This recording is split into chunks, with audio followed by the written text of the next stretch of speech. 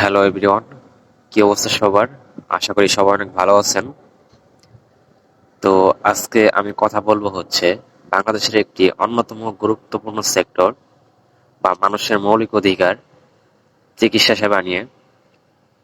তো চিকিৎসা সেবার প্রধান যে সেবাটা আসে সেটা হচ্ছে রোগ নির্ণয় বা ডায়াগনোসিস।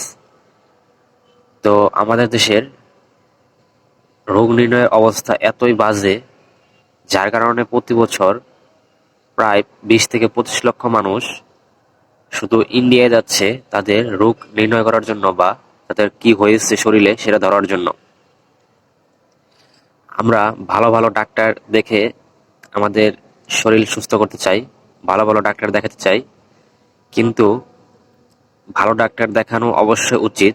তার আগে আপনাকে অবশ্যই ইনশিওর করতে হবে আপনি যেখানে ডাক্তার দেখাচ্ছেন সেখানে ভালো ডাক্তারের পাশাপাশি দক্ষ মেডিকেল টেকনোলজিস্ট অথবা সায়েন্টিফিক অফিসার অথবা দক্ষ প্যাথোলজিস্ট আছে কিনা। তা না হলে আপনি যতই ডক্টর দেখান না কেন, কোনো লাভ নাই। কারণ আপনার একটা প্যাথোলজি থেকে অথবা ল্যাবরেটরি মেডিসিন থেকে আপনার যে রোগের রিপোর্ট দিবে, ডাক্তার আপনাকে সেই নিয়মে ওষুধ দেবে। যদি আপনার রোগ ভুল ডায়াগনোসিস হয় তাহলে আপনি ভুল ওষুধ খাবেন এবং আপনার শরীরের আরো অবনতি হবে।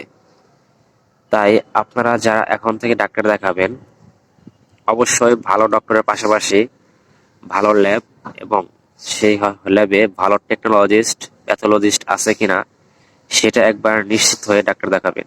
তা না হলে আপনার রোগ ভুল ডায়াগনোসিস হবে এবং আপনি ভুল ওষুধ খেয়ে আপনার শরীরের অবনতি ঘটিয়ে আপনি অনেক খারাপ হয়ে যেতে পারেন।